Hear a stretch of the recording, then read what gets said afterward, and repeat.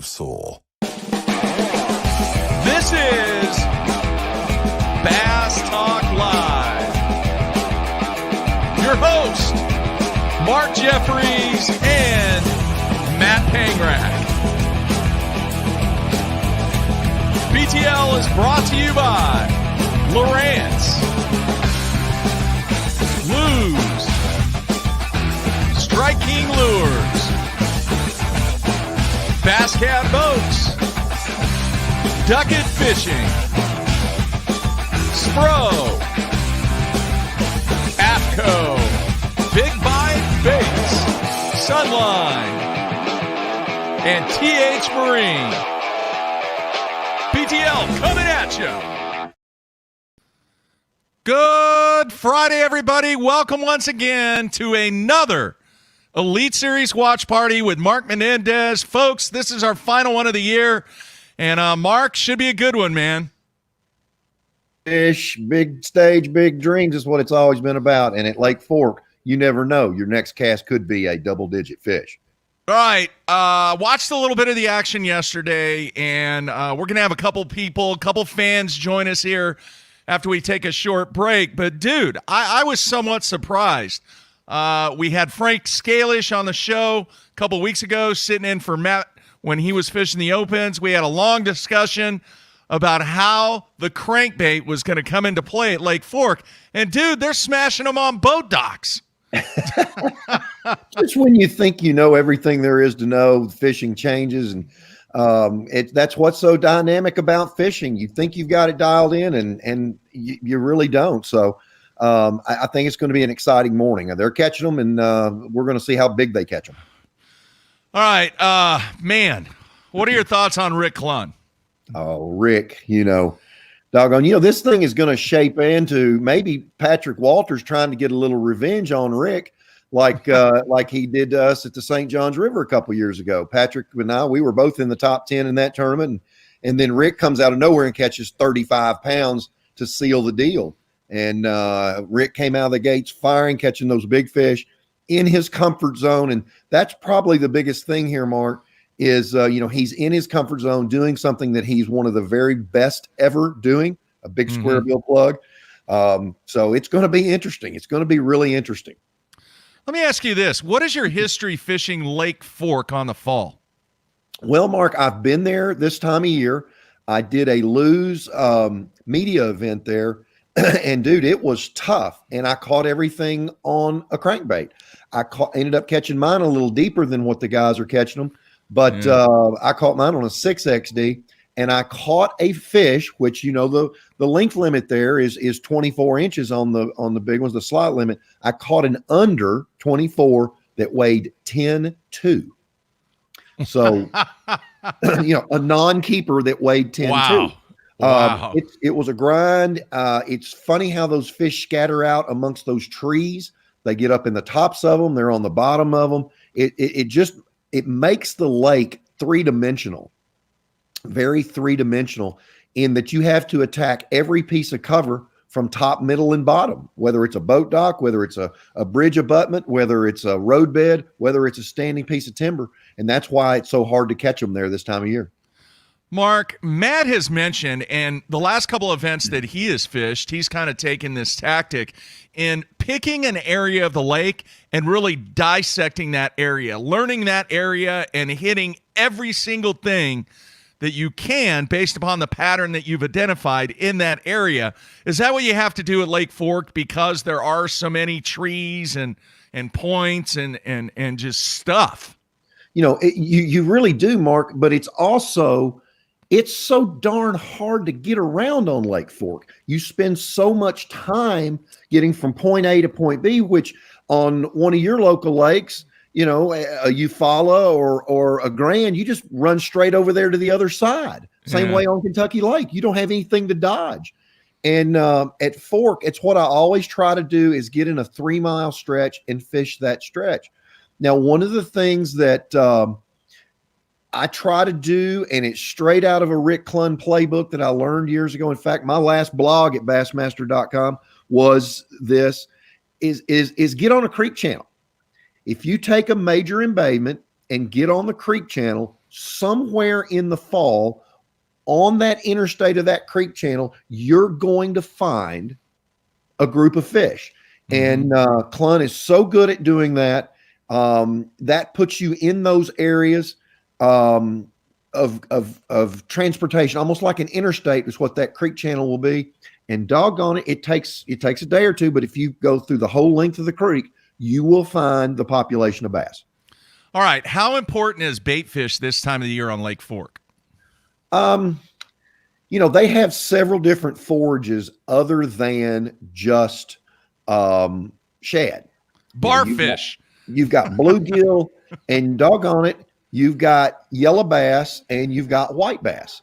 They call them barfish down there, don't they? Barfish. Don't they call? That's what, that's a yellow bass. That's what we call them up here. That's what you guys call them down there as a barfish. And I don't know what it is about fish in the 5-pound range and up. Here on Kentucky Lake, when you find the barfish, the yellowfish, you're going to find a big school of big largemouth with them. I don't know why that forage is so tasty to them, but doggone it, you find those and you really put yourself in a position to catch those darn big ones. All right. Why are the boat docks so productive this time of the year on Lake Fork? Well, at Lake Fork, it's a big bass dream, and it has been billed as a big bass place way back since Miss Ethel was caught the first shearlunker bass there. And the boat docks just don't get as much attention there. They're kind of a secondary feature along the banks, and there's natural cover around them. There's a lot of planted brush piles up under them. All the locals there love to catch crappie like everybody else in the world does in the spring, and that's what you find. But they just don't receive that much attention around the boat docks, Mark. They just don't fish it that way. Interesting. Very interesting. I know a lot of people, man, they see a boat dock, boom, it's like a magnet. Yeah. It doesn't matter what lake you're on, there's got to be some boat docks that hold fish. Well, you think about the guys that have fished, Bassmaster all these years, and golly, the first guy I always saw on a boat dock was Denny Brower. You think he ever caught any under a boat dock? Sure, just he a did. few. Guido Hibden. Guido was sly about getting that jig and crawl up under that dock too.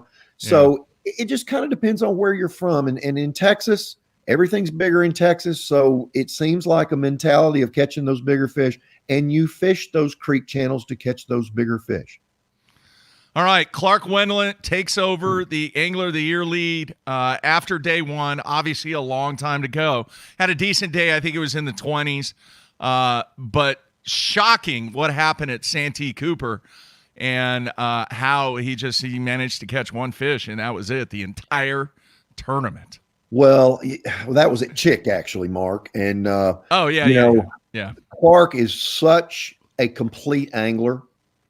It's very shocking, as you said, for him not to catch 2, 3, 4, 5 bass that day. Execution might have been a problem that day. I'm not sure. But he's been at this for such a long time. I'm sure that didn't linger very long on the ride home for him. I'm sure he put that behind him. He went and put his boat in another lake and went fishing and proved to himself, yeah, I can still catch him. I'm not too old to catch him.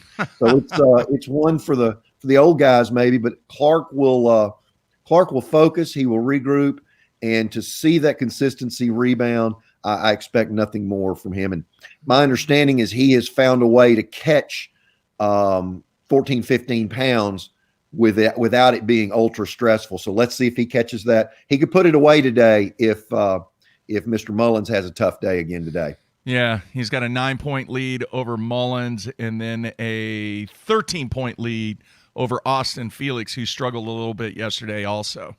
But the caveat here, Mark, is one throw and you catch a 9 or a 10-pounder, and that will be in everybody's mind today. Please, please, please, please let me have one of those lucky casts and wind a 10-pounder in, and it changes the complexion of the day. Yeah, it was interesting. Clun actually caught that big fish yesterday going in between docks, just fishing. Just fishing. I love it when people say, yeah, we just went fishing, even if you're looking at them. Oh, I just went fishing. Yeah. We all just go fishing, Yeah. But, I really think it's great for Rick Clun when he hits his element, when he hits his stride in his comfort zone, doggone, he catches them. When you get him around big ones, the St. Johns River twice, he darn near won Falcon. If we hadn't had a canceled day at Falcon years ago, he would have won that tournament because he could have fished right next to the boat ramp and won that event. You get him around big fish in big presentations, he has always been successful. All right, let's bring in our guests to the watch party. First, let's bring in Jason from Alabama. Jason, how you doing, man? Good. How are you? Doing well. We're going to go to the action here just in a few minutes. I think we're going to be on Rick Clunn as we're going to capture the Bassmaster feed. And as always, Mark, we have to thank Bruce and Jim Sexton for allowing us to do this. We've done, what, 5 of these now?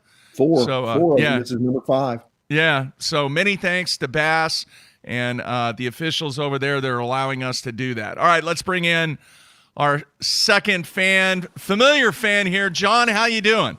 Good, how are you? All right, John was a winner of the Apex games that we had a couple months ago, and appreciate you taking time out to be a part of the watch party. Oh, thank you for allowing me to be on. All right, let's go to the action. We're right on Rick, and look what's all around Rick there, Mark. Yeah, boat docks. There's probably a little drain leading in there, and he's winding the plug around whatever he can see leading into those boat docks. And that may be why those big fish were in a pocket like that around those boat docks. They may have had a little roadway putting them right to it, some kind of a little drain leading to docks like that. All right, Jason, John, anytime you have a question, just kind of raise your hand, and I'll see if you want to jump in there and ask Mark a question. All right, Jason, go ahead. Hey, Mark. The guys that are near the cut line for Angler of the Year, because this is the last tournament for them to make the Bassmaster Classic, are they going to fish for points, or are they going to fish to win? Oh, come on. Now, they're looking at this as a fastball right down the middle of the plate. The pressure's off, Jason. They've got the Classic made because they've had such a successful year. So they just turned that off. Mathematically, about 6 guys had the Classic made, and they did not even have to catch a bass this week. So that's done. That's over and out. Don't have to worry about it. They're trying to do what Rick's doing here with those giant fish and trying to really make a move, big baits, big presentations, to make that jump, to try to put an exclamation point on a successful season. Okay. All right, good stuff. Mark, I'm curious, cranking. We're talking about a lot of cranking, shallow running crankbaits, the square bills.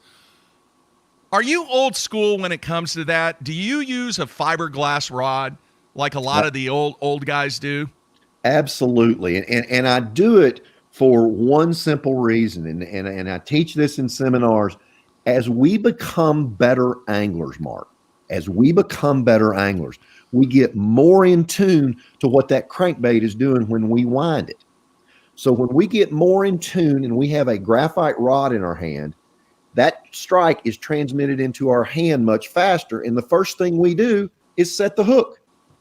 That bass may not have had time to get that crankbait. But as we become better anglers, we're so much more in tune. We're all using fluorocarbon line, which is so much more sensitive now. We don't allow that bass to get it. If we have a graphite rod in our hands, we will feel that change, because what's the first thing you do when that plug is bouncing across the bottom and it does something crazy? You set the hook. Mm-hmm. The glass or the composite rod transmits that strike slower, allows that fish to get a better hookup, and allows us, once the fish is on the rod, I don't care what kind of rod it is, as long as it's got a good parabolic action. Mm-hmm. But it's about allowing that fish to eat that crankbait better. That slower reaction time of that crankbait, of that transmitted strike, allows me to catch more and bigger fish. Absolutely. That was a massive, massive heartbreak for Clunn there. I mean, that was a difference maker that he lost there on that replay. It is, but this is part of the game with a treble hooked lure. One would think having treble hooks, you're going to get more of those fish in the boat, and that's just not the physics of what goes on. You don't lose them very often when you hit one in the top of the head with a jig or a big spinner bait or something like that. But with a plug, they nip at it, they get one in the corner of the mouth, they get it on the side of their face, and then you try to put leverage on them to stop a big fish like that. You don't have a lot of opportunity, you don't have a lot of choice. You just got to hold on. Treble hook baits, it's really hard to have 100% hookup, and that's the risk you take. All right, any questions? That's probably never happened to Clun before, have a big one come off. No, never. I'm not John, sure. what you got, John? So, I was watching the live feed yesterday, and I want to say it was either I think it was Harvey Horn or somebody, and so he was fishing like this area, and there was a lot of timber, a lot of stumps and stuff within that area, and he was talking about how that could be a little overwhelming for your average angler once you go into these places like that. So, how do you decide what bait you're going to throw and how you're going to target? Oh, I'm gonna flip to this tree. I'm gonna pitch to this stump. I'm gonna throw this spinnerbait. I'm gonna flip this beaver. How do you decide and how you break down an area like that when it's full of stumps and timber and stuff like that? As a bass fisherman, what I'm looking for is something in the area that I feel like I have a better chance of catching a fish. So all we are, John, as bass fishermen, we're risk managers. We're risking how much time we have. We have to be efficient in our presentation. We have to manage our batteries in our boat, how much gas we have, how much time we've used in traveling. So when you get in a big forest like that it all looks alike, and it is, it's still even overwhelming to me. It takes me a minute to go, okay, all right, let's think about this. I'm looking for something different in that forest of trees. If it's a tree in which has a bigger diameter around it, where everything else is the size of your let's say the size of your leg, a 6-inch tree, and then there's one over there that's a giant oak tree, I'm going to fish that tree. That's something different. And it's very much like fishing fields of grass. This timber gets in your head because it beats on you all day when you're moving around. The boat jumps over, you hit it something with your lower unit. So it becomes physically and mentally taxing. When I get in that forest, I'm looking for something that is different. Now, when I caught a giant bass in megabucks years ago, the biggest bass in bass history, I caught a 13-pounder on the bushiest tree in the whole pocket. There was lots of other trees there, but it was the bushiest tree. And with that tree, I caught that big one. So look for differences. The other thing in timber is look for something that's laying down. Horizontal cover provides better cover and more shade than vertical cover does. So those are the things that I'm looking for. Then add a creek channel that slides in there next to that tree that's laying over on its side. Then it's money when you get it close to that interstate for those fish to travel with. Very, very tough, very hard on the mind when you see all that good looking stuff. Yeah, I think about that because I'm from South Carolina, and I fish a lot of tournaments on Santee, and so when me and my partner we be going to these different areas, and I swear everything looks alike, and I'd be looking at these different trees, and I'd be trying to figure out, well, what's different about this that I caught this fish on compared to this fish right here off of this tree. Exactly. And trying to break that down is, like you say, it can be a little mentally taxing, but it's like just trying to figure out, well, what's the difference here, and trying to break that area down. Well, like there at Santee, it may be one cypress tree that's 6 feet out further that it's 6 inches deeper. Well, you can hardly tell the difference in 6 inches. That's plenty for that old fish to lay up on. And what you'll end up finding is when you go back to some of those areas, there's another fish on that same tree that you caught one on last time. Something there makes that fish position there, and it's just up to us to figure out what that is, or let history repeat itself.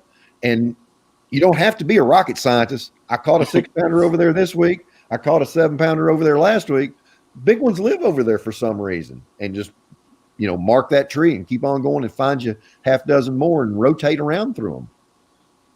Cool. Yeah, it's tough when you get in this big timber like that.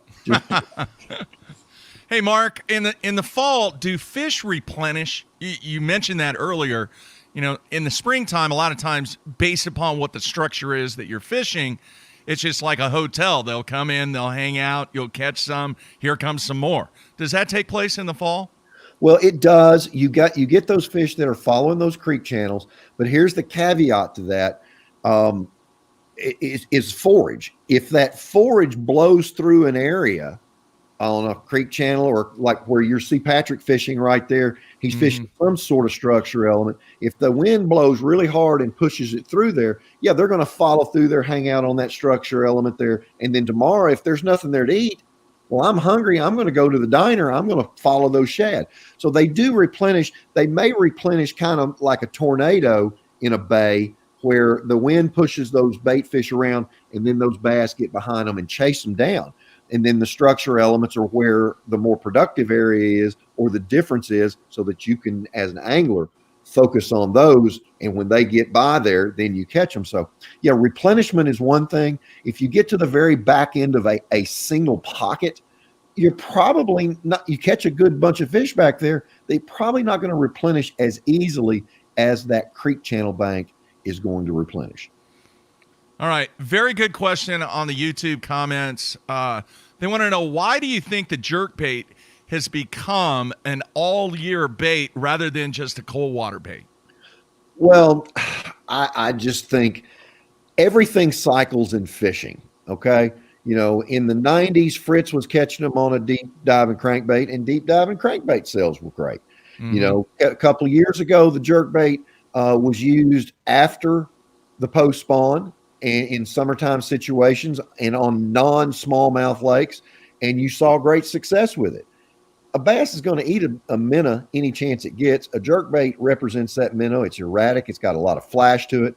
I just think we've unlocked another little secret there to the productivity of a jerkbait. I was always of the assumption that once those fish get out there on the structure in the post spawn, I can't catch them on a jerkbait as well. And then it becomes a little more geography as to where that jerkbait may be more productive. You know, you got muddy water situation. A jerkbait is less productive in murky or muddy water than it is cleaner water. So then the geography comes in there, Mark, and I think that's been part of it. All right, let's see. I'm going to the instant feedback once again. Scott in Virginia wants to know, have you ever used Rick's King Kong crankbait? That's hard to say. Well, he just got that to the marketplace. You know, Rick has always thrown big plugs.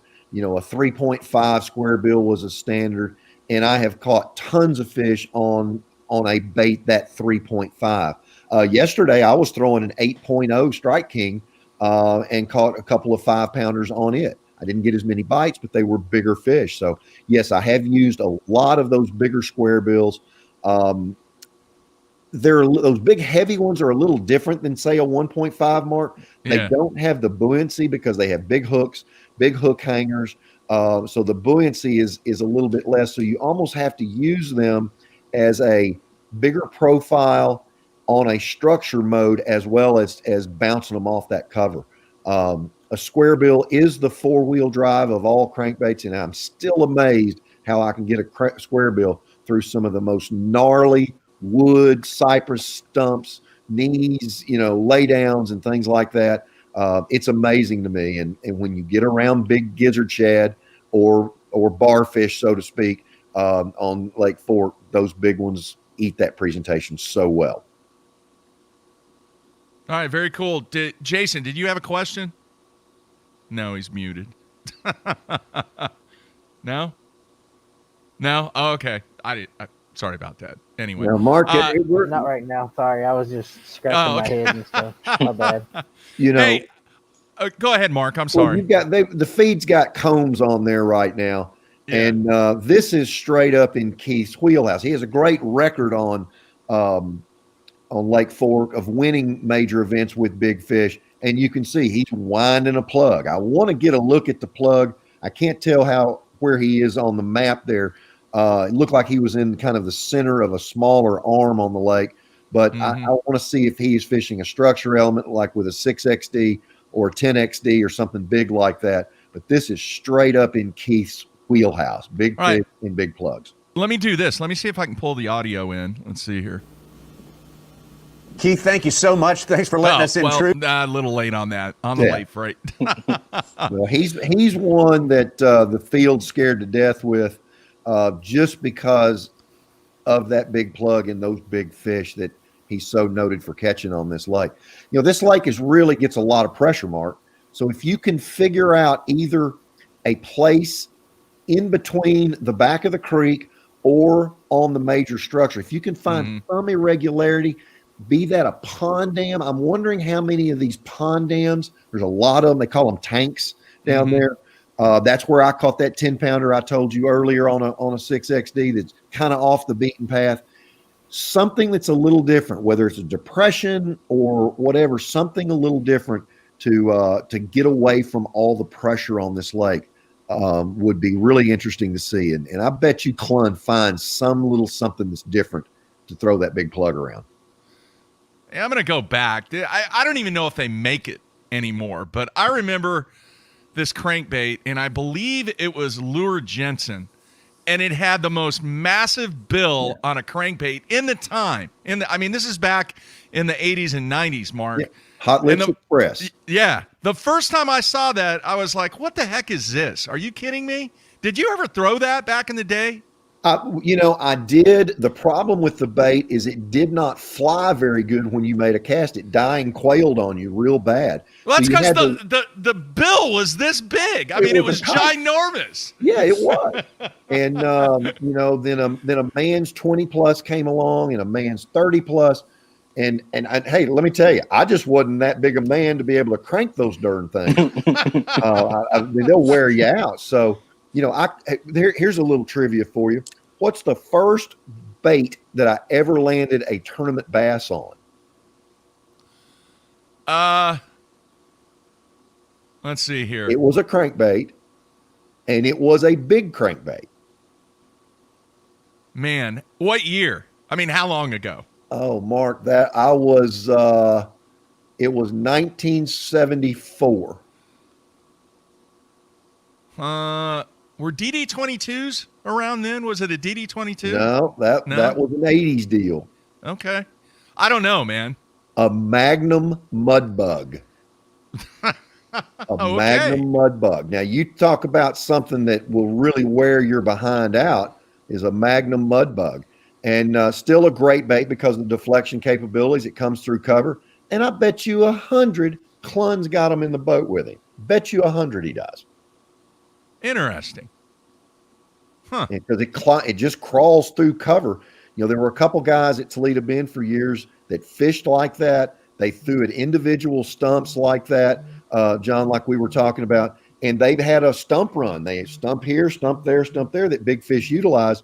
And they wiped them out. They absolutely wiped them out in most tournaments, 25 to 35 pounds every tournament. But they got 6 or 7 bites a day. If they landed them, they win. If they didn't land them, they didn't win. So anyway, it's a real dicey deal. And crankbait fishing, with the composite rods, with the fiberglass, with the fluorocarbon, the one thing that's really changed our crankbait fishing, Mark, are hooks. Gamakatsu hooks, whatever chemically sharpened hooks you want, but the hook is so sharp and so much more efficient. We're landing more of them because of the better hooks. Right there we see Rick moving to his next spot. The other thing, we saw Patrick Walters right before that, and guess what he was throwing? He was throwing a jerkbait. Throwing a jerkbait.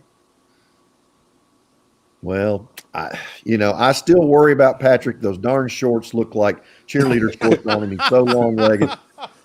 I had to mention that. I always mention it to him when those AFCO shorts that he wears are so short on him, but he's got legs, Mark, that are like an ostrich. Yeah. So Patrick is such an aggressive fisherman. He is always thinking, always moving. He very seldom do you ever see him fish slow.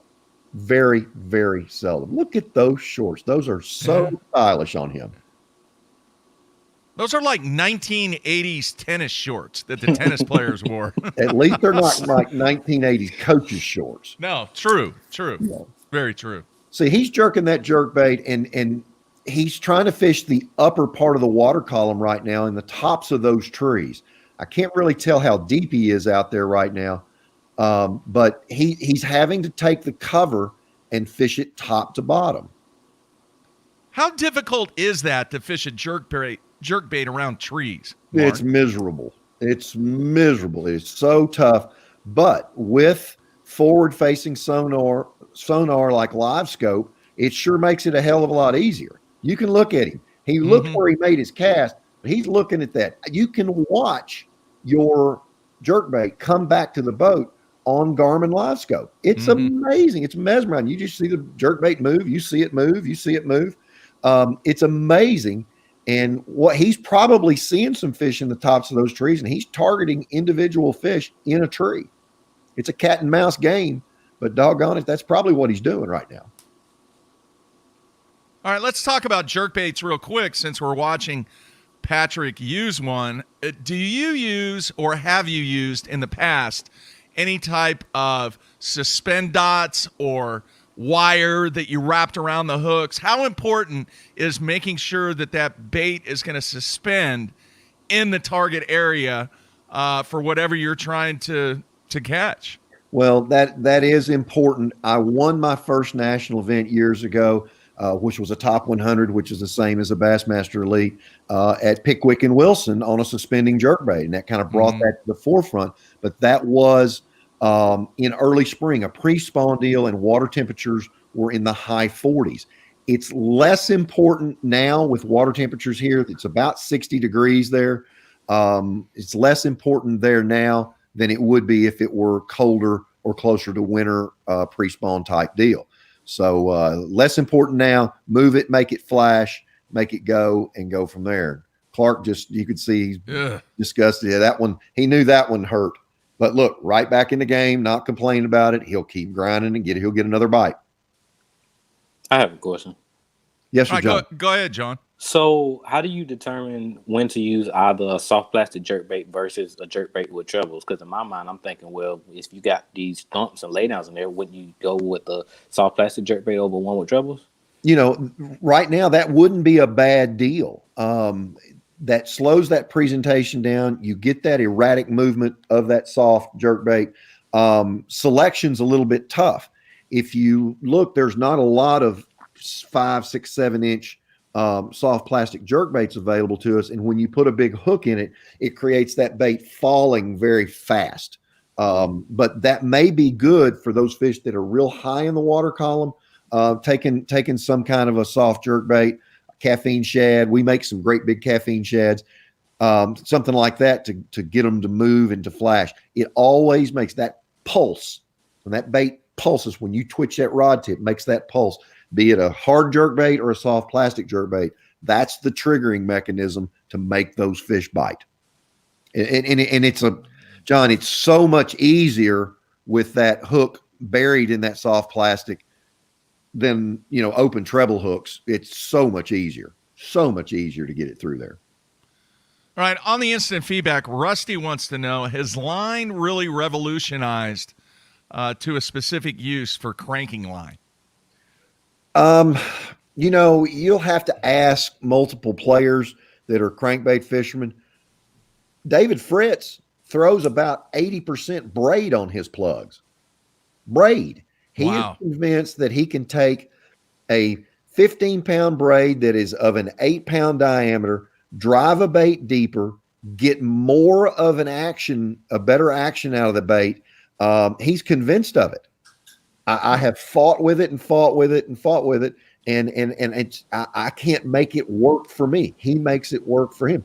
But David's so darn patient, he can throw it one stump on a break line for 2 hours, hitting that stump, and then a 5-pounder swims up there and he winds it in there. I got to go on down the break line. Fluorocarbon, with the lack of stretch, helps an angler drive that bait to a deeper level. Now, fluorocarbon's more abrasion resistant, where on Kentucky Lake here, I fish lots of shell beds and things like that offshore. It has really upped the performance of the bait and then upped how many fish that I've gotten to the boat because the line doesn't break because it's got a nick in it. Monofilament, I bet you Rick's probably throwing 25-pound monofilament. He believes, along with that soft crankbait rod, that there needs to be a little bit of stretch in that line as a shock absorber when a big fish makes a run. So I bet he's throwing 20 to 25-pound monofilament. It becomes a personal preference, but fluorocarbon makes us better anglers just because it transmits strikes so much easier. All right. In the bottom right-hand corner, you can see Walters. He's hooked up again, and he is in a battle right now, throwing that jerkbait. That tall, skinny kid can catch them, and he can reach out there and get them. That's a decent fish right there. Yeah. You know, he is flat figured either an area or an absolute presentation that he can run with in other places. That's a quality fish right there. Yeah. That's a quality fish. All right. I'm going to throw up a question from Jason, we'll get to you in just a second. Okay. Yeah. Well, it's actually Jason, different Jason. Ask Mark about how much he uses silent jerkbaits. How much do I use silent jerkbaits? You know, I do. I'm thinking what's in my jerkbait box, and I do use a lot of those. I use some wood jerkbaits. You know, it has to be cleaner water so that it is a sight-oriented flash anyway. Wood jerkbaits are a little tougher to throw. They're a little more flighty, and they don't last as long. So I do have a few special baits in my box, but it's just easier to use a plastic bait to get color or flash that you need. It's all about the flash, Mark. It's about the profile and the flash.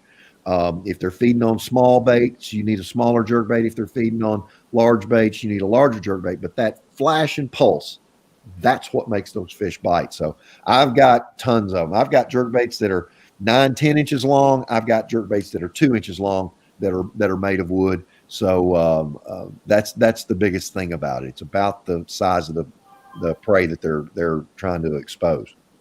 All right, man. Obviously, everybody knows you're with Strike King now, but I'm curious, when you had that signature series line of jerkbaits, I in fact I still have a bunch of them still in the package.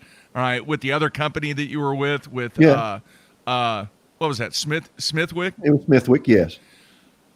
Do you still have some of those, man? How many of those do you still have stacked up maybe in the back corner? Because I think that at the time and even now, there's really particular situations where those things dominate from a jerkbait standpoint. You did a great job with those, man.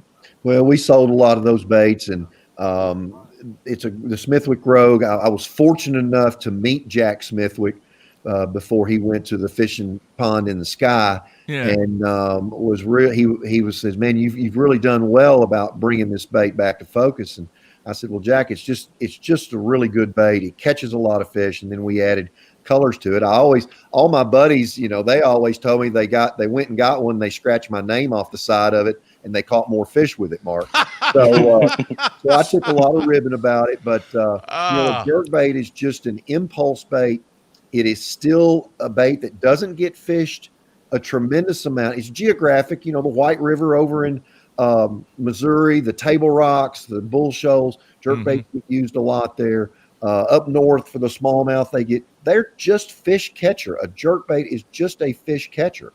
Now I'm playing more with jerkbaits with deeper lips, so that I can drive those baits even deeper and cut the distance that those fish have to come to get the bait. It's a lot of fun. It's one of my favorite ways to fish. Cool. All right, Jason, did you have a question? Yeah, going back to the line discussion earlier, I know you're talking about like fishing rocks and shell beds. When I fish those, I check my line all the time for frays to make sure that I don't lose one if I do catch one. How often would you do that in wood? Would you do it like every time you caught a fish, or just every 4 or 5 casts, or all day without even checking? Well, no, I've gotten to the point now that I am so worried about it that I check regularly. I fish shell beds here and fished them here all my days, and doggone it, 2 or 3 throws on a shell bed, and sometimes it'll shred it so bad that you have to. At the St. Johns River, those shell beds there are terrible about your line. At Table Rock and places like that, those rocks are really abrasive, and it scratches that line up too. So I've got to where, Jason, even in wood, every 5 or 6 or 8 casts, I'll run my fingers up that line to make sure we're good, because on a tournament like this where fishing is tough, you have to be efficient. And if you've got a nick in your line and you get that good bite and you lose a big one, doggone, I mean, that's a chance that you missed. You know, Clark's hooked up again right here. Yeah. Watch and see what happens. If he lands this fish, what happens, what he does before he makes his next cast. He'll check his line. I guarantee it. We'll just get programmed to that. And if you get in the boat with me, Jason, you'll be stepping on all kinds of tags, you know, line tags from where I've cut my line. There's so much line in the bottom of that. There he is throwing a square bill of some sort. I couldn't get a good view of that. But I bet you $1, before he makes a cast, he'll run that finger up that line to check it. How far do you usually run your fingers? Like just a couple of feet, or do you check? Yeah. It? Okay. You know, I mean, I'm primarily more focused, 6 inches in front of the line tie, because that's what's in contact with the bottom more. But I'll run it a couple feet, and that's just your law of averages. That's about all you need to. Now, the other thing I'll do too, Jason, especially on shells are really tough on hook points.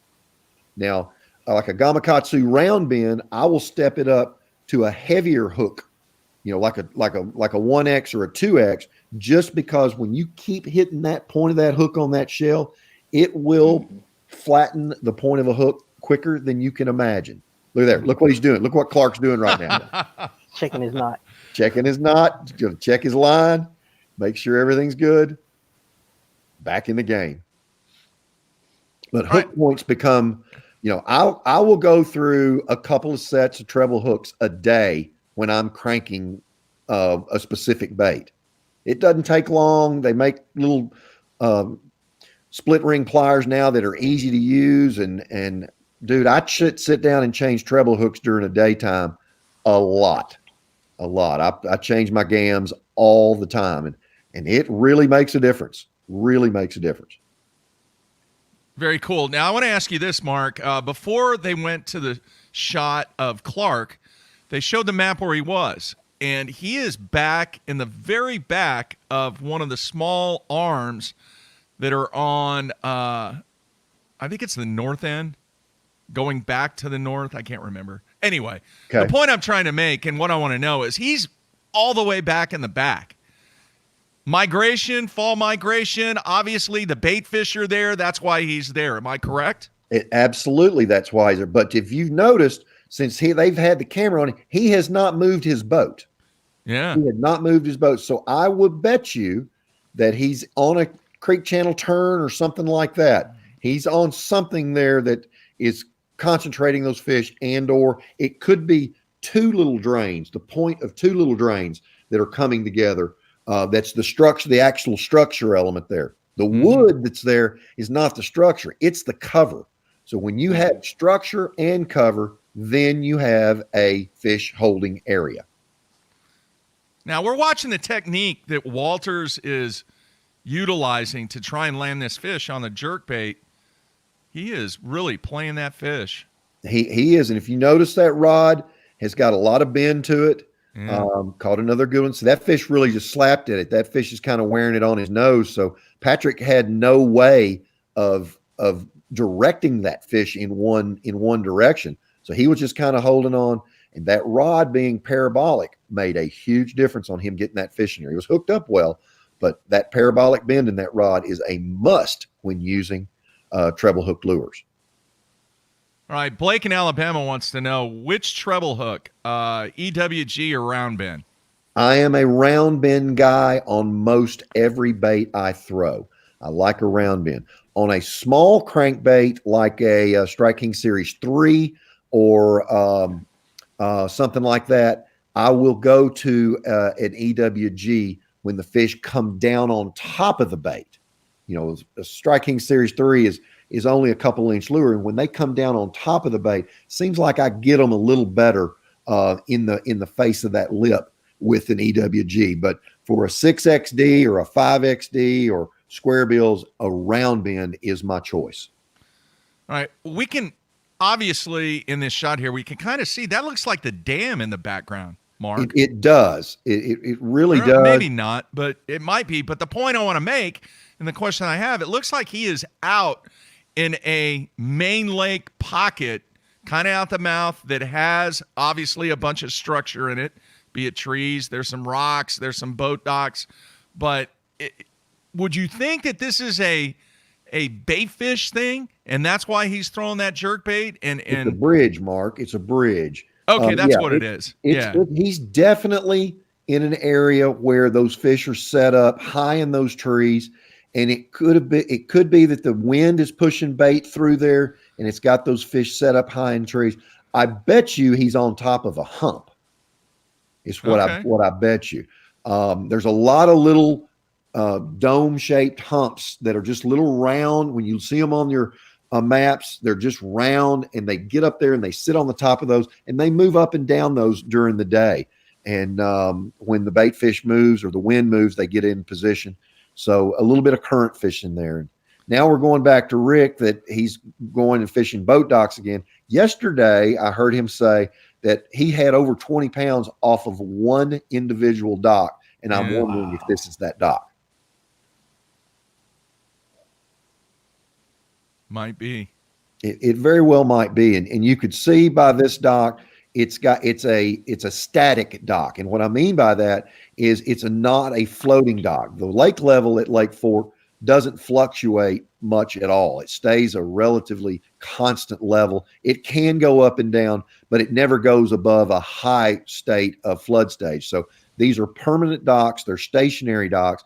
So he's throwing at pillars and pilings. And if you look just past that dock, you see natural cover, wood back there. There's probably some of that under this dock as well. You just can't see it.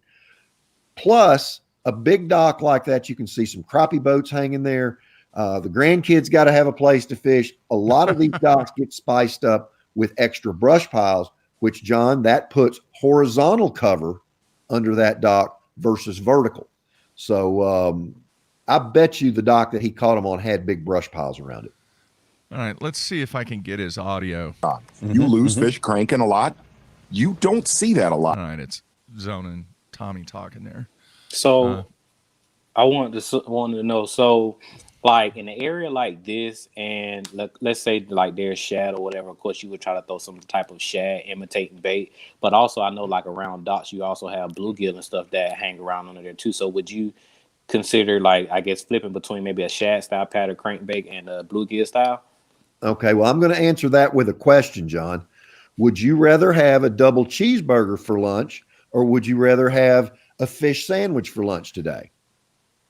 Come on, man. I'm all about the double cheeseburger. Yeah, I can't eat them. Okay. Yeah. Well, yesterday, if you ate a double cheeseburger, would you want another double cheeseburger today?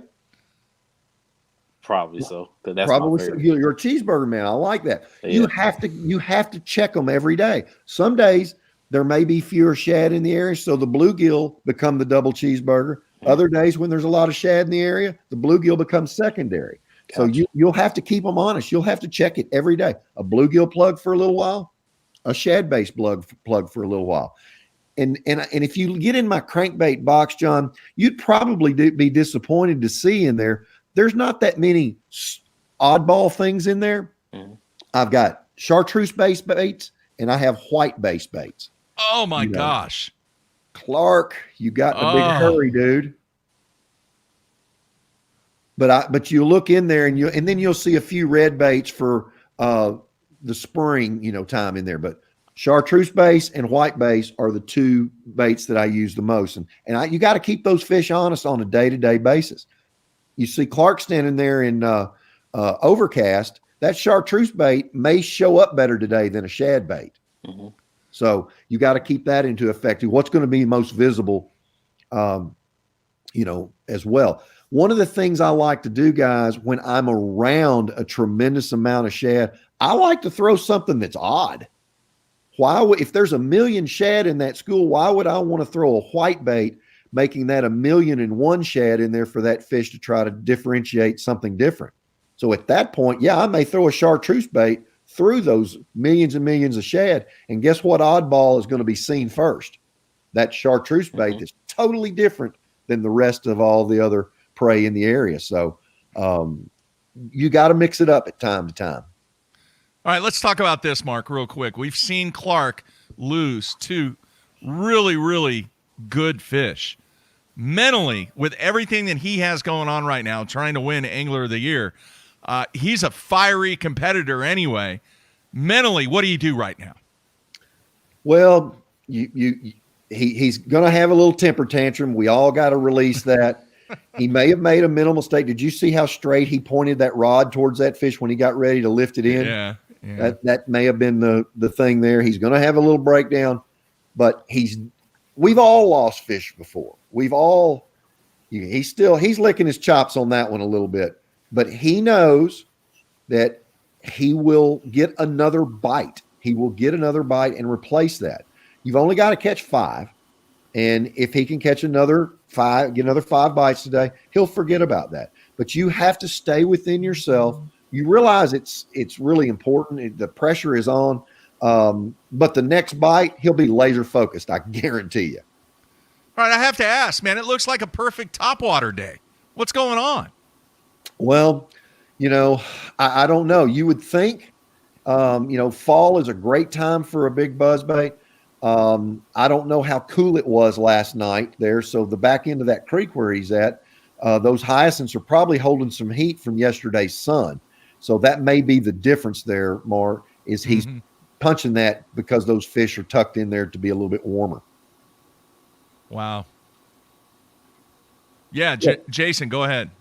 So I noticed that they're using a lot of crankbaits and stuff like that. And around the wood, wouldn't it be easier to use like a spinnerbait or something like that if you're using those reaction type baits to keep it from getting caught up? Or is it because they just don't bite a spinnerbait there as well as they do other places? Well, it could be that. It could be pressure, Jason. A spinnerbait is still a great way to get a big fish to bite in the fall. The biggest fish I've ever caught in my life have all been on spinnerbaits. You catch big fish on spinnerbaits. So with that having been said, efficiency may be one thing, but you're kind of in that lull of not really in the wintertime and not really still in the late summertime. So these fish may be a little bit more lethargic and less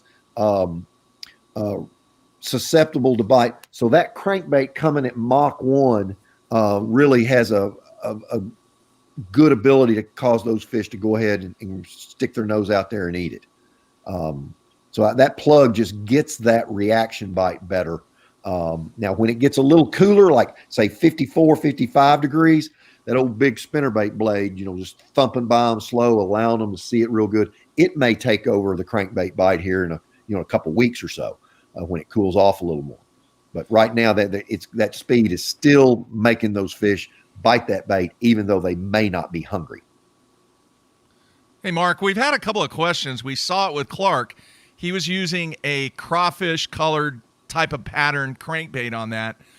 And typically, a lot of people just use a crawfish pattern in the pre-spawn, sometimes in the spawn, but not that often in the fall. What's the scoop on that? Well, it could be a pressure deal, Mark. Every fish in that whole lake knows every crankbait that's ever been thrown. You know what I'm saying? There's so many crankbaits that go by their head. And it could be a watercolor issue back there. That crankbait, when you've got take a bladed bait. We're using bladed baits a lot now in green pumpkins and blacks, where we didn't use a lot of green pumpkin and black on anything except jigs. So now I'm seeing a movement. Strike King makes some black crankbaits. They're it's called Wicked. It's a total black crankbait. So now Clark may be on the front edge of that, realizing that profile is so much more important than cover when you get to the back of the creek in a little more dingy water. So that could be part of it. That lake kind of it has a lot of cow fields behind it and drainage that comes in from cow pastures. So you get a lot of kind of a green tint in the water there, particularly up those creeks as well. So it just could be that bait shows up well in the water and shows a good profile in the water. Mark, let me ask you this. In all the years, and I don't care what lake it is, but if there was a lake out there that is constantly fished during tournaments at the highest level, Have you ever seen a map or photography of a lake prior to it being filled up? I have some really old charts of Kentucky Lake. I have some old charts of some lakes in Georgia. Now one of the best things you can do is look at Google Earth and go back, and you can find lakes where the water level has come down. You can really pick a lot of stuff off Google Earth. I mean, it's doggone detailed. Yeah. So that's a little easier to find, Mark. I guarantee you're looking at the top 100 guys in the world that are fishing this tournament that are all Google Earth experts, every one of them. Oh, I get that. And I know that is a massive tool that everybody uses. But it would be very, very interesting to see. I mean, this was I believe, like a water control project or a water supply project. And there's so many pond dams, tanks is what they call them. Mm-hmm. There's so much other structure in this lake that it would take you years to truly find a lot of this stuff. If photos existed of Lake Fork prior to the flooding, I think that those would be invaluable. Oh, absolutely, Mark. Absolutely invaluable. Amazing what you can find. And, even on our electronics cards and our electronics chips, from brand to brand, they all show you something different, something totally different that the other brand doesn't show you. So cost average it, look at different ones, and do all the research you can to get an edge. I still spend hours going over maps, poring over maps. I've got a library of maps it's amazing how many I have. And I still go over those things.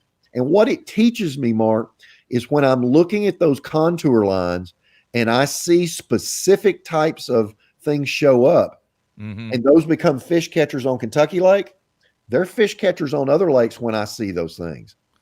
Now, your own question. That's right. Look Clark what he went to. A buzzbait. He's gone to something on top. I don't know what he's throwing there, but he's gone to some kind of top water. A buzzbait. That's a buzzbait. That's a fall special, Mark, I tell you, if you want to have some fun with me, get in the boat and only let me bring buzzbaits. It's probably I'm the worst buzzbait fisherman in the history of the world. What? I will take it away from them every stinking time. So the only way I can fish a buzzbait is kind of like what Clark's doing. I don't pay attention. I throw it out there and look the other way. Really? And then when I feel them, I'll wind them in at that point. I will take it away from them 9 times out of 10. All right. Let me see if he's talking. Let me see if I can pick up the audio. I mean, just fish. I mean, there's the fish are in here.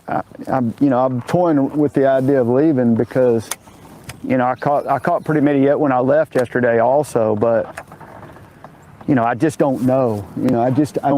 I have no idea. I don't know the history of this or anything, and I don't know if I can continue to catch them. It feels like that you just go through and you get 1 or 2 bites, and then you go back through and you get 1 or 2 bites. And so, I don't know if that'll continue. The area is really not that big. So, I think there's quite a few. Oh. Looks like he's at the upper end of Harvey Creek. Forks where it looks 16 like. So easy to catch. All right, a little bit of tough cell signal in there. It's a good-looking area. It looks great, Mark. It does, and he's concentrating on 2 things, and I guarantee you, where we saw him flipping those hyacinths, there's probably a hint more water on that one little stretch of hyacinths. Probably some little channel swing that falls in right in there, the upper end of that, and something like that.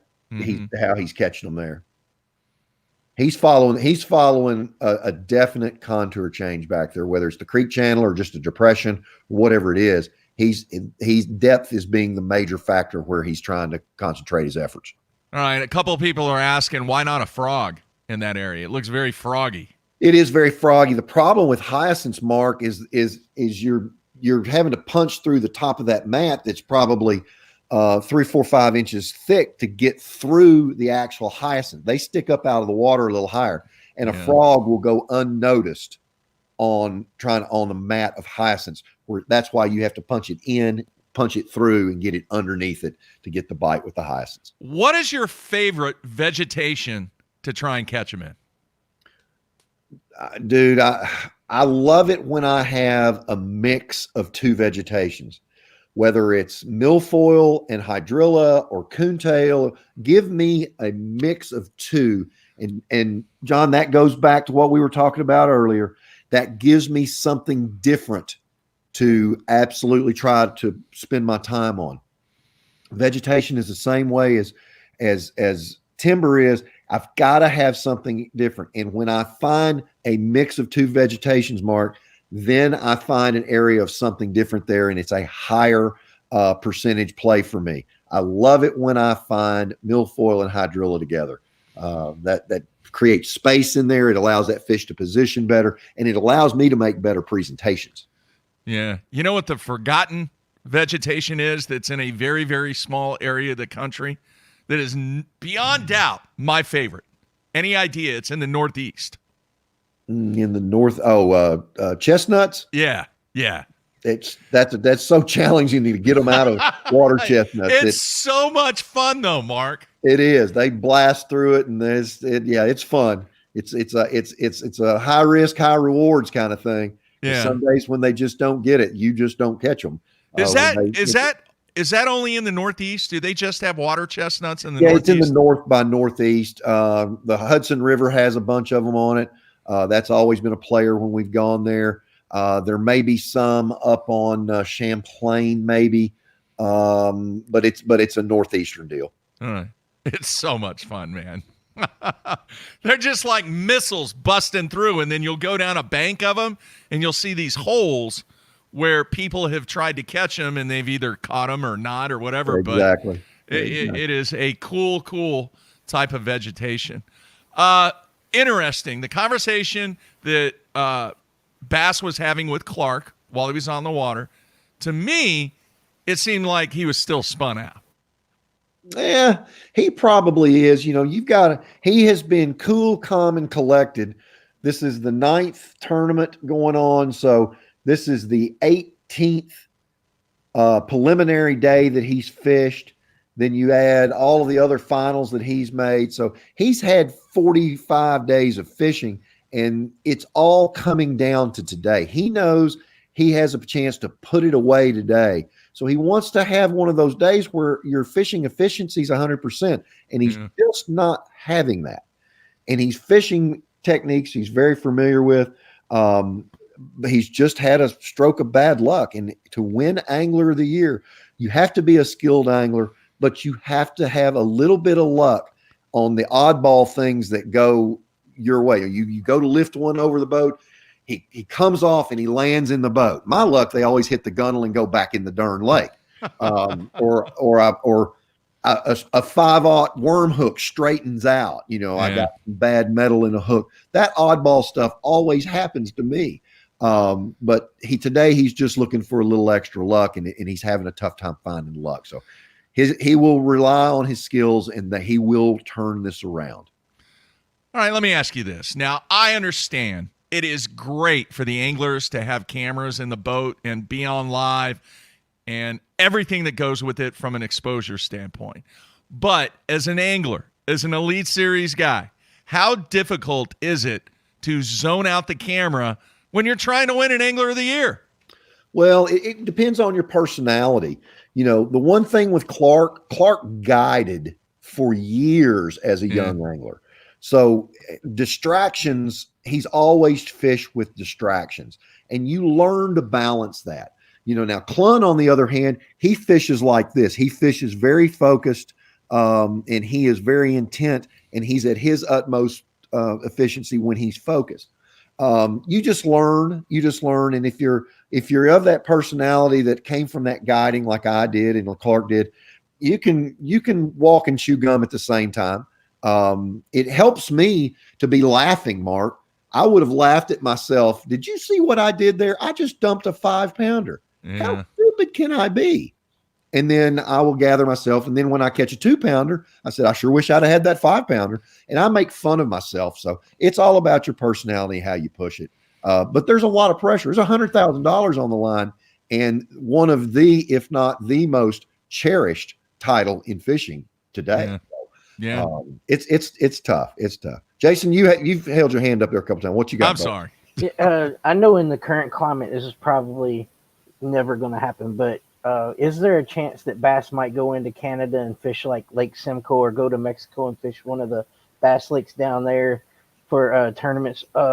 Is there a possibility of maybe Opens even doing that in the future, or do you feel it's just like only going to be in the lower 48? Well, Bass has held events on our borders many times, be that Lake Amistad, be that Lake Falcon, be that up north on the St. Johns or St. Lawrence River, the Great Lakes. And actually on Jeff Gustafson's home, we had one years ago at Lake of the Woods, and that's basically in Canada. In the political climate and with the pandemic, it would be really hard to do that. I think the legal logistics on all of it really is what puts a damper on that, Jason.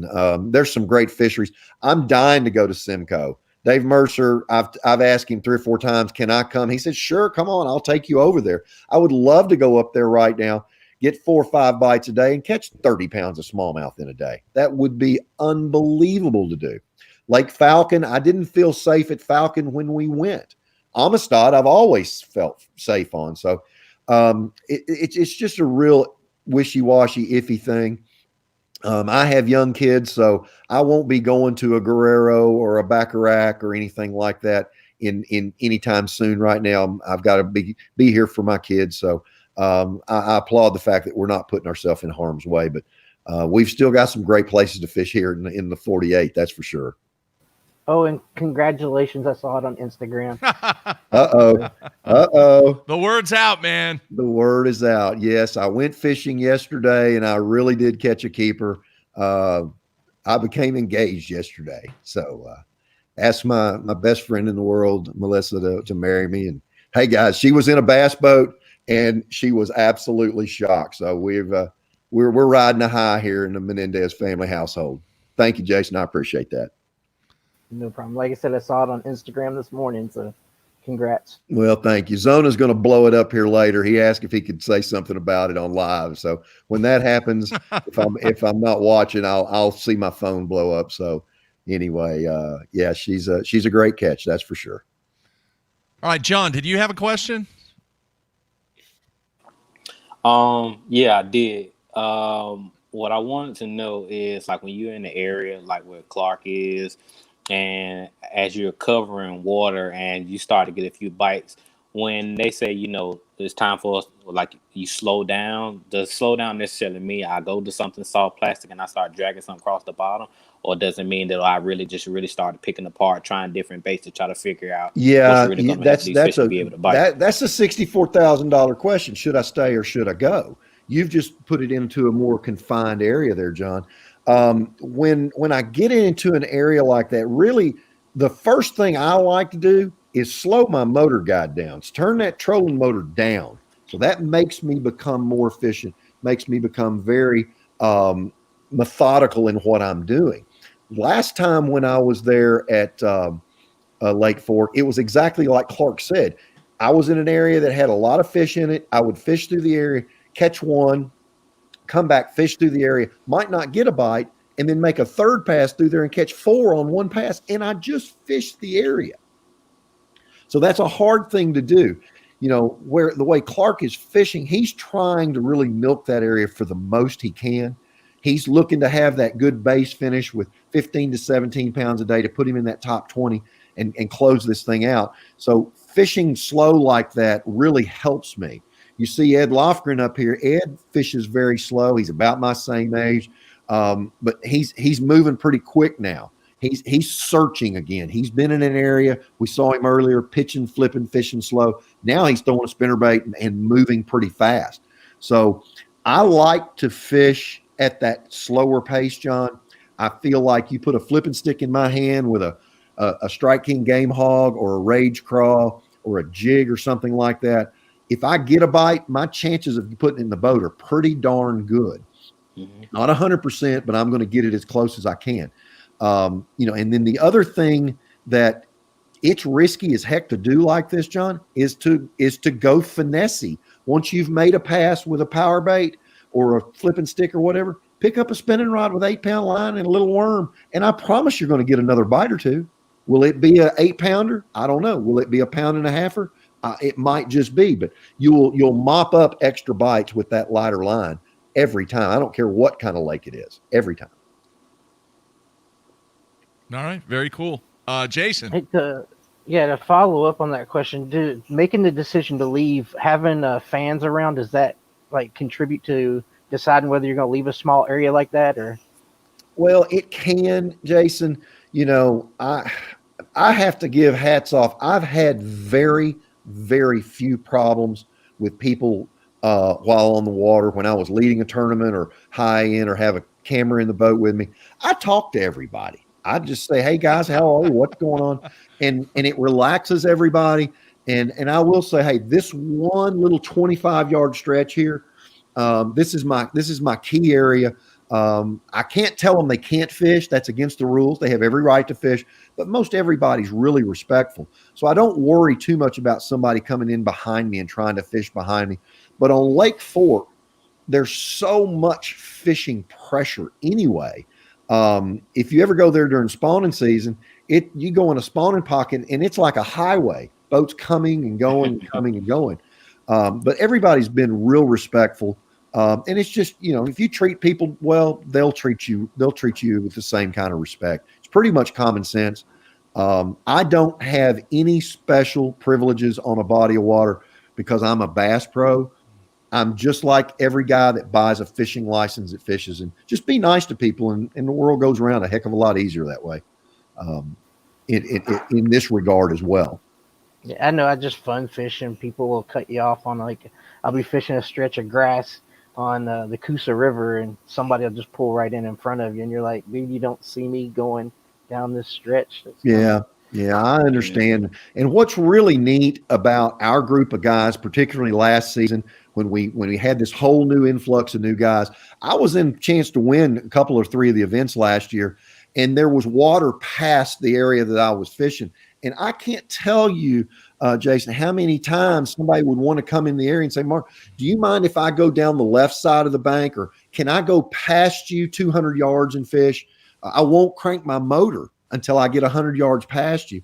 And this group of guys, not only are they top-notch fishermen, they're of the highest ethical group that I've ever fished with, against or with or whatever.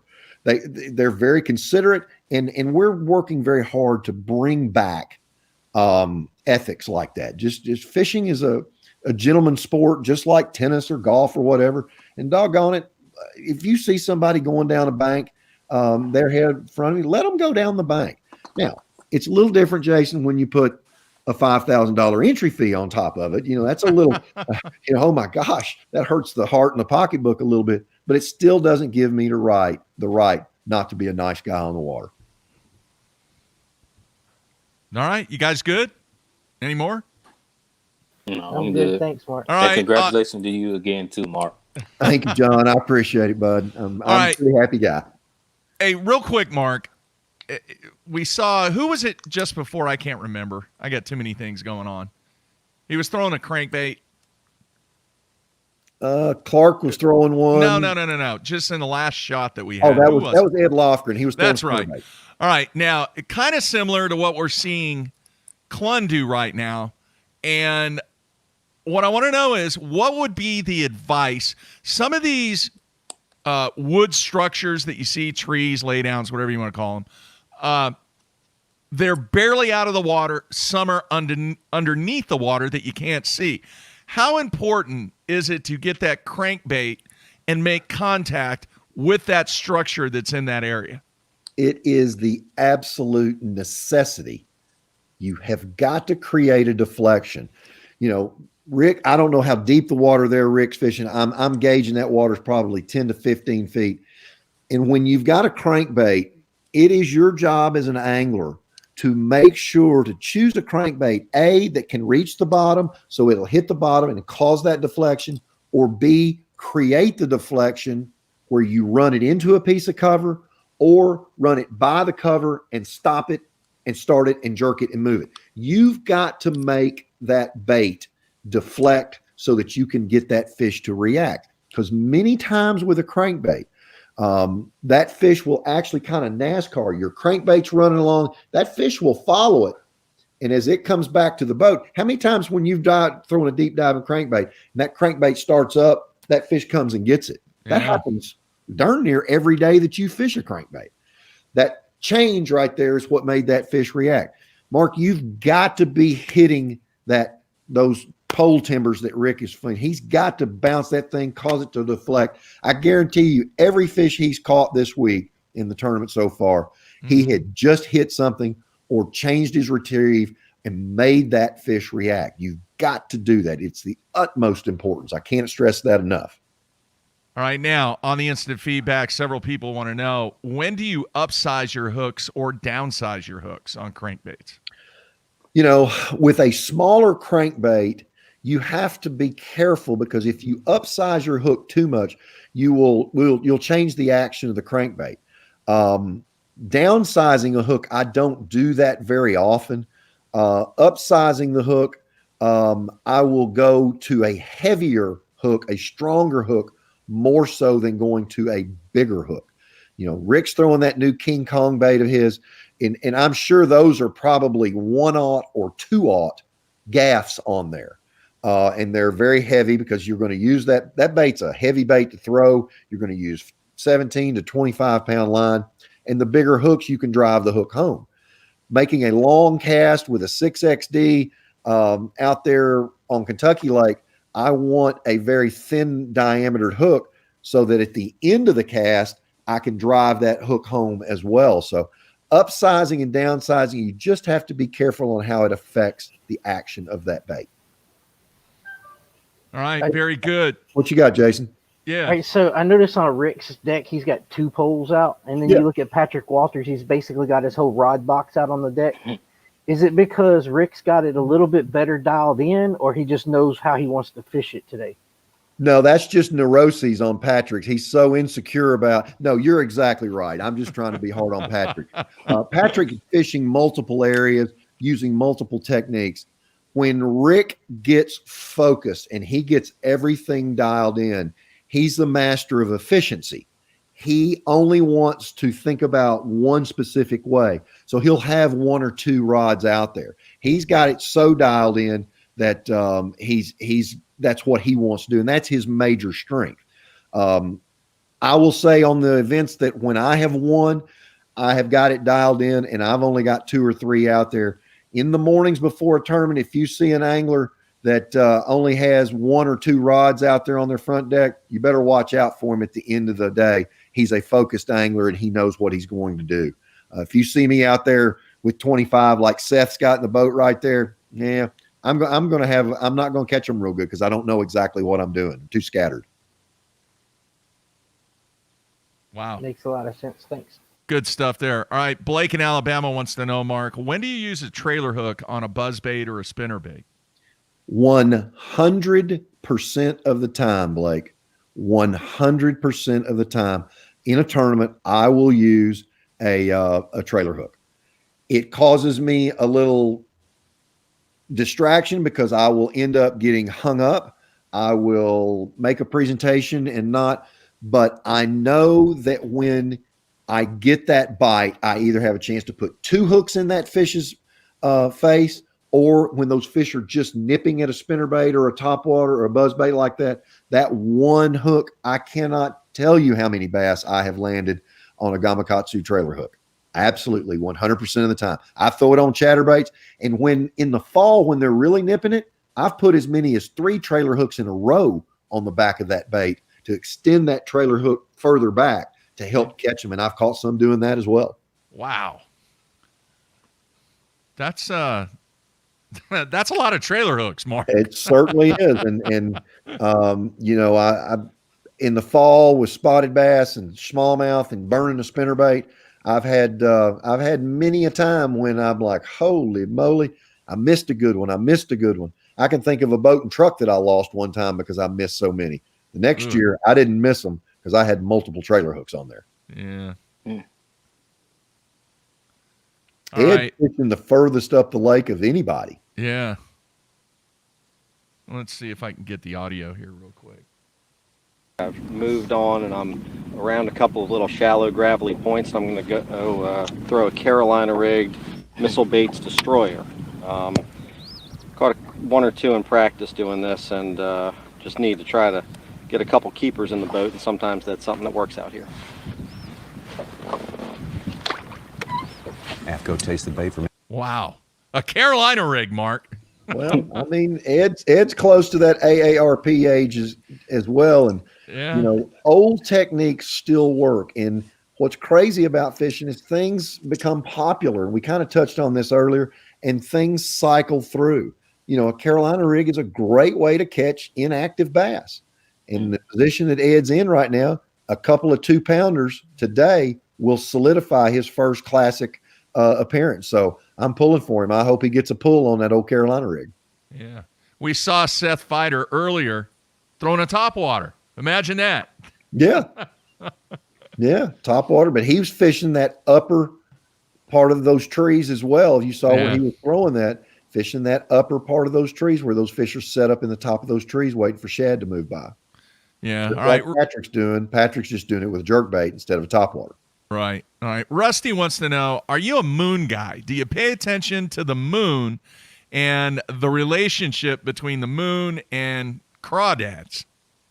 Well, yeah, I mean, the moon has a tremendous effect on wildlife. It does.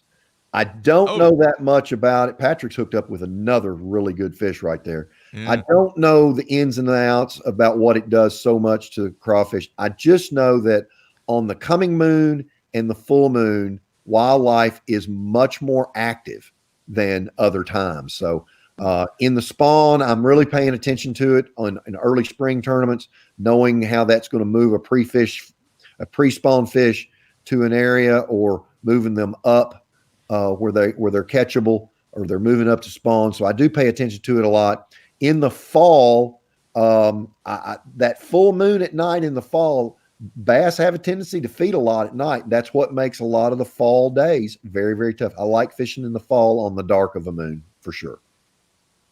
All right. Another really good keeper for Walters there. A solid fish. Scoop and score. That's what they say. Absolutely. That one right there looks to be in the 3.5 to 3 3/4 pound range, maybe better than that. So it's pretty special when you can get that combination of what he's doing with throwing that jerk bait, and then the area he's pretty much dialed in. He is really dialed in better than anybody else right now. If you look, that jerk bait he threw had a little bit deeper bill on it, a little deeper diving bait. So he's pushing that bait where Clun is using a square bill to get to that 5 to 7 foot range. Patrick is doing it with a jerk bait and pushing it down in that same range. Same thought process, same fish setup, but just a different presentation. And right now, the jerk bait is definitely winning that race. All right. A couple people want to know, do you use a clip for your crankbait? No, I don't, Mark. And I tell you why. It's a little bit superstitious. As a kid, I used to do that thinking that it was I could change baits a lot faster. Mm-hmm. And I bought some clips, and the metal that the clip was made of had zero strength to it. Mm-hmm. So I hook a fish, and the clip straightens out. There was no temper in that metal at all. And a 15-year-old kid lost a $3 crankbait. I was upset. And so I fished through that bunch of clips that had no temper in them, and I never replaced them again. So I tied directly to a split ring. And most plugs now, Mark, come with an oblong split ring, an oval shaped split ring. Yeah. And that does the same thing that a clip will do. All right. I don't know who it was, but I actually saw one of those oval split rings that were a little bit, what would you say, longer? Teardrop shape. Yeah. Yeah, that was kind of a fad for a little while, and it will do the same thing. It just gives room for the nose of that bait to really push from side to side and move from side to side, and it will add some added action. The oval split ring is just a lot better than a round split ring. All right, very cool. Guys, we got about 5-10 minutes left. Any other things that you would like to ask Mark? One thing that kind of came to mind is like when you're talking about a lake that gets a lot of pressure, like Fork, is it better? Would you downsize, or would it be better to upsize more so in these type areas or these lakes like that get so much pressure? Well, I think it's an extreme. It can be either one, John. It depends on the day. Like today, they've got overcast, so those fish are going to be a lot more active. So upsizing may be what it takes to get those fish to bite. It's a day-to-day thing. Downsizing, you may be reducing the size of your catch. An old big fish, he'd rather have a double cheeseburger like we explained earlier versus a little Snickers candy bar. Now, if I'm out there and I've got an hour and a half left and I've only got 4 fish in my live well, yeah, you might see me downsize to throw a shaky head or a small Texas rig or something like that to get one more bite in the boat to fill that limit. So in pressurized situations, lots of fishing pressure, I go one way or the other. I'll go extremely big or I'll go extremely small, and I think that'll get you more bites. Cool. All right, Jason. How important is it? You said they're fishing the tops of the trees right now. Would it later in the day, would they move to like maybe fishing, each section of the water column, or just fish the one section of the water column? Well, I think what would happen if the clouds blow out of there, those fish are going to drop down a little bit deeper and become much tighter to the cover.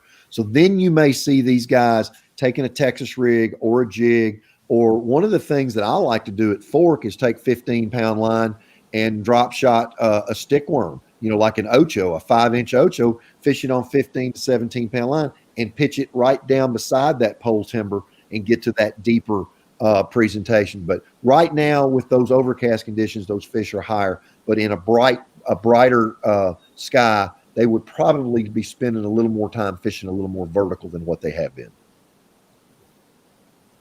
All right, cool stuff. Mark, a number of the fans want to know health-wise, how you doing, man? I'm doing really well, Mark. I'm getting stronger every day.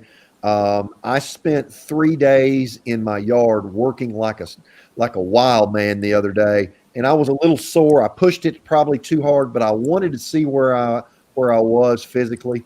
The back's getting stronger, less stiffness, doing a lot of exercises. So I'm doing better. I'm looking forward to coming back. There is the last open of the year at Lay Lake. I'm considering fishing that, but I'm looking and feeling a heck of a lot better. So I appreciate all the concerns and all the texts and all the inquiries that I've had as to my health. But I'll be back out there in the front of my skeeter boat next spring. I promise you. All right, sounds great. Jason, any final thoughts, man? I just want to thank you, Mark, for setting all this up and letting us take part this year in these watch parties and, giving us a platform to talk about bass fishing all the time. Like, I know your health hasn't been good the last couple of weeks, so you need to take it easy and not get stressed out, brother. Good point. All right, John, final thoughts, man. No, just thank you as well.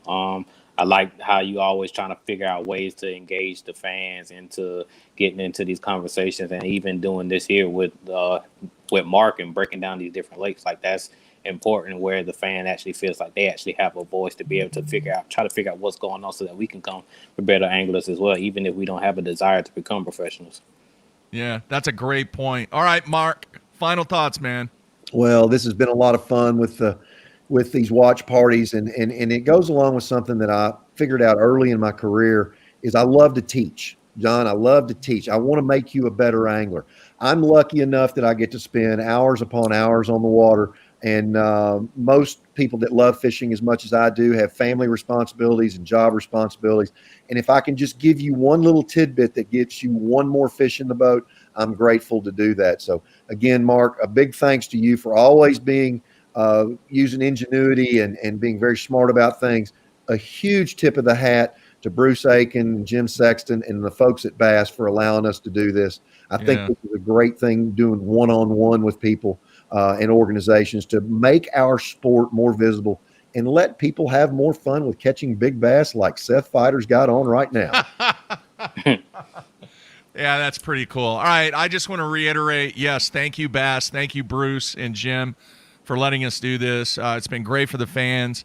We're just kind of 90 minutes of kind of an open floor to pick Mark Menendez's brain, and it works out quite well for everybody. And I think people actually get a lot of stuff, even from the replays. If they're not watching live, what they're listening to on the podcast and what they're listening and watching on all of the replays, they gain a lot of information, Mark. So got to thank you too, dude. This thing does not happen if it's not for Mark Menendez. We've been friends a long time, and I can't thank you enough for wanting to do this while you try to recover from your injury. Well, you know what's ironic, Mark? Do you know where we met? No, I can't remember. Lake Fork, Texas. That's where we met. Huh. Was it a riders thing? It was a Skeeter Riders event. Okay, I remember that now. And that's where we met. So it's that was kind a of long time ago, man. It has been, and it's kind of ironic that we're closing out the watch party season this year at Lake Fork. So yeah, I just thought of that right then and there. So yeah, that's a cool deal. I do remember that now. All right, guys, everybody be safe out there. We will be back on Monday. Matt will be back in studio, and make sure you check out the website. On Sunday, I will have the lineup hopefully set by Sunday afternoon, and we'll have another week. We'll try to get a number of people that people have requested a number of people to be on the show, so I'm going to work on that and try and get that done. But we are going to have an Angler of the Year, Mark. It's going to be great to watch, very exciting. And then we work toward the Bassmaster Classic because the field will pretty much be set. It'll be set. We'll still have one or two more spots to fill. So it'll be a great tournament. Dallas-Fort Worth area. They're going to turn out in numbers there. The fishing will be good there in that area in March. There will be some giants caught there in that classic. So I look forward to seeing how that turns out. All right, everybody, be safe. That's going to wrap it up. Make sure you subscribe to us on YouTube. Make sure you give us a review and give us a rating on iTunes. It helps us out immensely. All right, everybody, have a great weekend. Back on Monday. We're out of here.